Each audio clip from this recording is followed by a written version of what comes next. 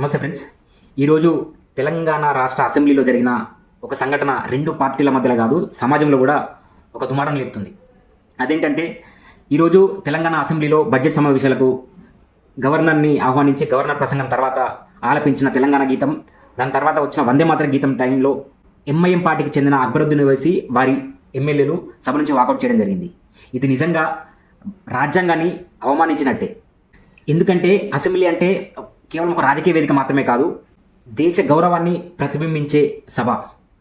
ఇక్కడ మాట్లాడే ప్రతి ఒక్క మాట, ఇక్కడ జరిగే ప్రతి ఒక్క చర్య కూడా ప్రజలకు ఒక సందేశాన్ని ఇస్తుంది. అలాంటి సభలో వీళ్ళు ఇలా చేయడం ఏంటి? మీరు ప్రజాప్రతినిధులు, వేలాది మంది, లక్షల మంది మీకు ఓట్లేసి గెలిపించిన ప్రజాప్రతినిధులు. రాజ్యాంగం ప్రకారం మీరు ఖచ్చితంగా జాతీయ గీతాన్ని, జాతీయ చిహ్నాలని గౌరవించాల్సిందే.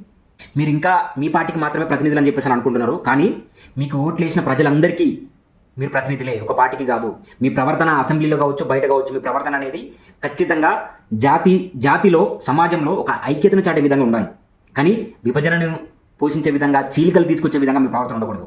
తెలంగాణ సమాజానికి కావచ్చు, యావత్ భారతదేశానికి కావచ్చు, అందరికీ తెలుసు ఎంఐఎం లాంటి పార్టీలు మాత్రమే ఇలాంటి చర్యలు ఎందుకు చేస్తాయి. అందరికీ అర్థమవుతున్న విషయం. ఇది కేవలం వాళ్ళ రాజకీయ డ్రామాల కోసం మాత్రమే ఇలాంటి పనికి మాలిన చర్యలు, సిగ్గుమాలిన చర్యలు చేయడం.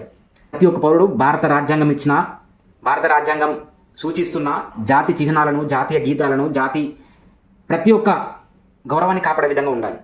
కేవలం తెలంగాణ సమాజానికి కాదు, యావత్ భారతదేశానికి కూడా ఈ విషయం తెలుసు.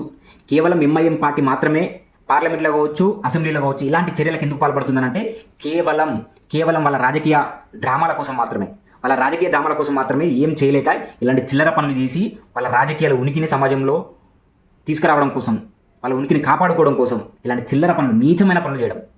రాజ్యాంగం ప్రతి ఒక్కరికి అవకాశం కల్పించింది.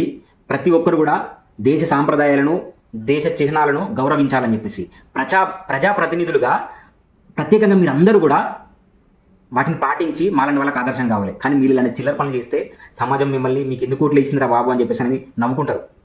మళ్ళొకసారి చెప్తున్నా, అసెంబ్లీ అయినా పార్లమెంట్ అయినా ఇది మీ రాజకీయాల సభ కాదు, మీ రాజకీయాల కోసం చేసుకున్న సభ కాదు, దేశ ప్రజల గౌరవాన్ని కాపాడే సభ. ఇక్కడ మీరు చేసే ప్రతి ఒక్క పని కూడా రికార్డెడ్గా ఉంటుంది. సమాజంలో మీరేంటి ఎంఐఏ పార్టీ ఎంపీలకి, ఎమ్మెల్యేలకు చెప్తున్నాము, కనీసం ఇకనైనా మారండి జరా. కనీసం దేశాన్ని గౌరవించడం నేర్చుకోండి, ఇకనైనా నేర్చుకోండి. లేదనంటే ఏం చెప్పేది ఏం లేదు. మీరు ఆరామ్స్గా పాకిస్తాన్కి వెళ్ళిపోవచ్చు. మీకు ఏ దేశం నచ్చితే ఆ దేశంకి వెళ్ళిపోవచ్చు. ఈ దేశంలో ఉండాలి, బలవంతంగా మిమ్మల్ని ఉండాలని అనట్లే. ఈరోజు ఇదే విషయంపై సోషల్ మీడియాలో ఇంత ట్రోల్ జరుగుతుంటే ఎంఐఎం వాళ్ళు ఏమంటున్నా తెలుసా? దాన్ని గౌరవించాలని చెప్పేసి మా మీద బలవంతంగా ఇది చేయాల్సిన అవసరం లేదు అని చెప్పేసి. బలవంతంగా ఎవరు చేస్తున్నాడు మిమ్మల్ని? మీకు నచ్చకపోతే వెళ్ళిపోండి, ఇక్కడ ఉంటే గౌరవించండి, అంతే. ఖచ్చితంగా చేయాల్సిందే. ఇది ప్రతి ఒక్క పౌరుడు కూడా చేయాల్సిన పని. నేను, నువ్వు, అందరం. జై హింద్, జై భారత్.